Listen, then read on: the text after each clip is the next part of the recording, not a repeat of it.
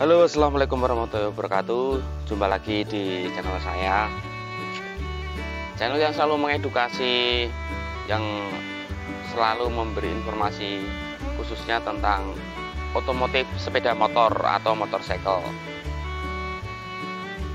Di video-video kemarin saya membahas masalah geser torsi, masalah keras tiga revolusi dari keras Mega Pro, ada lagi masalah balance keras salah. Di kesempatan kali ini saya akan membahas keras tiger lagi ya. Kemarin keras tiger revolusi dari keras Mega Pro. Nah ya, di kali ini saya ingin membahas masalah keras tiger. Banyak yang tanya, mungkin dengan video ini bisa menjawab bagi teman-teman semua, khususnya para kalian yang suka dengan masalah balance atau keseimbangan pada keras. Pas keras tiger itu balance-nya bagaimana? Bagaimana cara balance keras tiger? Keras tiger kalau dibalance enak atau tidak? Nah, di video ini saya akan menjawab pertanyaan tersebut. Mungkin bisa memberikan informasi. Untuk lebih lanjut kita simak videonya lebih dekat. Kita belajar bareng-bareng. Cek itu. Ya, ini adalah keras tiger ya. Keras tiger.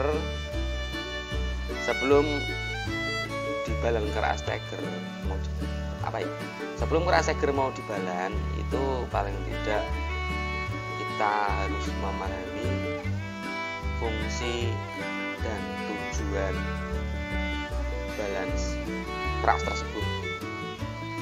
Seperti itu. Karena apa? Karena kalau kita tidak memahami, pastinya tujuan balancing keras itu menjadi tidak karu-karuan. Itu karena apa? Keras tiger ini itu sudah dirancang dari insinyur Jepang, itu sudah balance atau sudah seimbang. Karena arti dari balance keras adalah keseimbangan keras atau keseimbangan pada crankshaft. Sebagai contoh, ini saya ambil keras. Keras ini punyaan motor Mega Pro. Keras ini itu sama, juga udah dibalance dari Jepang. Kenapa dia dibikin lekuk-lekuk begini, dibikin tebel bagian bawah begini, ada titik tengahnya di sini, ada bagian sini dijeglolin lagi. Itu ada tujuannya masing-masing. Nah, sama seperti keras tiger, itu ada lekuknya, ada dagingnya yang tebal, ada yang tipis, struknya udah naik, itu udah dirancang dari pabriknya atau insinyur dari Jepang. Nah, ketika sampai di Indonesia, mas motornya pengen kenceng, nah ini harus dibalance ulang kerasnya. Kalau untuk saya pribadi, itu saya tanyakan, kenapa harus dibalance ulang, sedangkan dia udah dibalance dari pihak Jepang atau pihak insinyur Honda. Karena apa? Mungkin tujuan dibalance adalah untuk mempercepat putaran keras, atau memperingan putaran keras, atau menjadikan bobot keras menjadi lebih berat. Tujuannya itu seperti itu. Tujuan keras dibikin ringan agar akselerasi jadi enteng. Tujuan keras dibikin berat agar RPM atas bisa ngedorong tenaga terus, atau istilahnya tenaganya ngisi terus. Tujuannya seperti itu, antara keras ringan dan keras berat. Nah, yang saya tanyakan, kalau keras ini dibalan, itu mau diarahkan kemana? Kalaupun diarahkan ke tujuan yang ringan, teman-teman sering tuh melihat kerasnya berlubang. Kalau motor standar seperti ini, apa tidak merubah putaran keras? Karena apa? Teori dari sebelumnya yang selalu saya gembar-gemburkan di video-video yang lain, itu putaran keras, kerja putaran keras yang paling berat itu pas bagian apa, pas gaya apa, apakah gaya hisap, apakah gaya dorong. Makanya kita harus pahami terlebih dahulu. Saya akan menerangkan sebelum dibalance ya. Keras ini udah dirancang dari pihak insinyur Jepang, itu bentuknya seperti ini. Tujuannya apa? Ini adalah keras motor sport, motor mesin berdiri. Jadi dia jatuhnya itu lurus. Ini big pen ini lurus. Ini posisi bagian magnet. Nah, ingat, bagian magnet putaran keras itu selalu berlawanan dari arah jarum jam, jadi berputar ke kiri. Ketika dia dibalik, dia menjadi sudut pandangnya berputar ke kanan seperti ini. Kalau motor sport itu lurus, nah lurus terus. Kenapa dia jatuhnya lurus? Ini big pen posisi di atas, stang seker ada di atas, posisi piston atau seker ada di titik mati atas. Itu karena kerja keras paling berat adalah waktu dia bekerja, waktu langkah kompresi. Karena apa? Keras ngedorong piston ke atas itu dorongannya berat sekali karena ada kompresi. Nah, dari situ dia dititikkan topnya, titikkan big pen itu jatuh pada posisi top. Nah, tapi jangan salah, dalam motor sport itu posisi top tidak 90 derajat lurus, dia ada kemiringan sedikit, makanya yang bagian sini itu dihilangin dagingnya, tidak sama. Kalau dilihat dari sini kelihatan ini apa ya, istilahnya tebalnya beda antara ini dan ini, tebalnya beda, jadi dia nanti agak geser sedikit seperti ini. Beda dengan motor bebek. Kalau motor bebek itu kalau keras dibongkar itu bentuknya tidak seperti ini.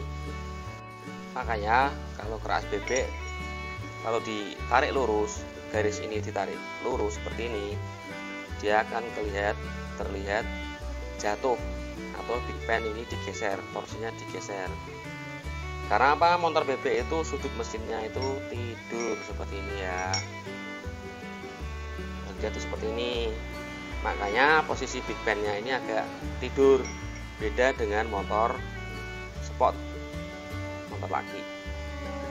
Sama-sama ditarik lurus, dia berbeda. Yang satunya tidur. Nah, kesimpulannya apa? Sama-sama dia itu bekerja paling berat itu pada waktu langkah kompresi atau langkah usaha kompresi. Jadi dia sama-sama jatuh di titik top. Karena dia sudutnya mesin bebek tidur, tapi dia kan tidak tidur 90 derajat begini, dia agak naik. Seperti lihat ya mas, tidak lurus seperti ini ya, ini kan lurus, tapi dia agak naik seperti ini. Titik beratnya jadi ini sama sini beda, agak jatuh ke bawah seperti itu. Nah, terus yang saya tanyakan, ketika keras ini udah dibalance dari insinyur Jepang, terus kita ingin membalance ulang, itu kita dibor. Apakah jatuhnya nanti tidak berubah? Pastinya berubah. Nah, kalau berubah itu menjadikan motor larinya berbeda.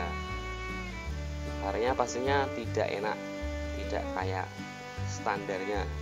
Dia akan berubah menjadi langkahnya, lajunya jadi pendek, bisa jadi lemes, bisa hasilnya macam-macam. Tidak seperti motor standarnya yang bertenaga seperti itu. Nah, terus kalau mau balance keras gear bagaimana mas? Konsep dan tujuan itu disiapkan. Konsepnya mau apa? Mau diperingan. Kalau mau diperingan, kita teman-teman saya sarankan jangan dibor. Kalau dibor bagian sini atau bagian sini, atau bahkan dimiling, ditipisin, itu akan merubah merubah gaya lontar kerkas, merubah titik putaran pada kerkas seperti itu. Nah, harusnya gimana? Mungkin saya sarankan bisa dibubut. Kalau untuk memperingan, dibubut diameternya itu akan rata, dibubut bagian dagingnya merata seperti ini. Itu tidak merubah putaran kerasnya jadi ringan, putarannya masih kayak standar, jadi motornya pasti maksimal. Nah, kalau untuk menambah daging mas sama, untuk tambah daging pun usahakan jangan merubah. Andai kata ditambah daging pun tambahkan daging dengan diameter besar seperti ini, jadinya ini nanti agak tebel sedikit. Nah, kalau tebel kan rumah lakernya jadi kegeser mas. Kalau rumah laker kegeser bagaimana? Namanya tambah bobot, ya pasti ditambah beban, tapi jangan main las. Kalau main las sudah saya bahas di video yang lain, mungkin nanti saya tayangkan di deskripsi, bahwa tambah bobot dengan metode tambah daging atau sistem las itu jelek. Itu alasannya kenapa, nanti saya taruh linknya di deskripsi bagi teman-teman mungkin yang bingung bisa menyimak. Seperti itu, pastikan kita bermain full kalau tambah daging.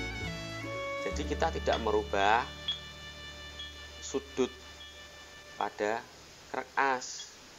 Karena apa? Kalau di freeze, ditipisin itu akan berubah. Di bor bagian bawah dia akan jatuh. Di bor bagian samping sama samping jatuhnya tidak kayak aslinya, nanti agak terus gini atau gimana, pasti berubah. Pasti kita akan merubah sudutnya, akan merubah torsinya, seperti itu penjelasannya. Sama, semua keras itu sudah dibalance atau dirancang dari insinyur Jepang, itu sudah balance, jadi kita tidak perlu membalance ulang. Nah, itu kok dibalance mas? Oke, saya terangkan. Bagi keras yang dibalance itu ketika dia itu udah naik langkah atau struknya udah naik, tapi naiknya itu dibikin naik sendiri, bukan naik dari pabriknya atau dari insinyurnya. Contoh keras Mega Pro, ini kita naikkan langkahnya menjadi seperti Tiger, otomatis ini akan berubah sudutnya mesin, jatuhnya pin ini akan berubah, jatuhnya sudut langkah kompresi nanti berubah. Pada akhirnya kita harus membalance ulang. Hanya ditanyakan bagaimana cara balance-nya, seperti itu.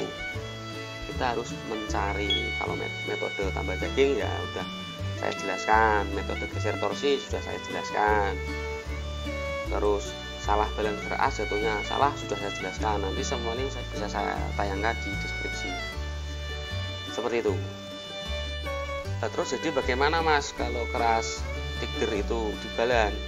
Menurutku ya tidak enak. Tiger itu udah dibalance dari Jepang, kenapa kita rusak-rusak? Kalaupun ingin menjadikan bobot ringan, saya tinggal tipisin aja bagian dagingnya atau diameternya, sudah ringan. Tapi kalau untuk menambah bobot memang agak sulit, harus mengorbankan banyak tempat. Nah, kalau menurutku seperti itu. Jadi kesimpulannya, enak dibalance atau tidak? Kalau aku pendapat pribadi tidak enak, biarkan dia standar. Lebih baik bermain yang lain, mungkin bore up atau melakukan ASD, merubah durasinya ulang, banyak metode. Keras dibalance perlu kalau dia sudah berubah titik derajatnya atau titik sudutnya. Berikut tadi adalah penjelasan mengenai balance kerkas Tiger. Bagaimana menurut kalian? Apakah kalian cocok dengan jawaban saya? Apakah dalam teori jawaban saya itu bisa dicerna atau tidak? Teman-teman bisa menyimpulkan sendiri. Keras Tiger itu udah oke. Yang jadi pertanyaan, bagaimana cara membalance-nya? Seperti itu. Mungkin di video ini bisa menjawab Bagi teman-teman semua yang mungkin bertanya-tanya bagaimana hasilnya keras tiger kalau di balance, crankshaft tiger kalau di balance ulang, apakah enak apakah tidak, yang menentukan itu teman-teman sendiri, karena teman-teman semua itu sebagai mekaniknya, mau dibawa ke mana arah keras tiger itu imajinasi kalian sendiri. Sekiranya saya tidak banyak cakap, video saya akhiri, saya tutup dengan Assalamualaikum warahmatullahi wabarakatuh. Salam otomotif, salam tidak.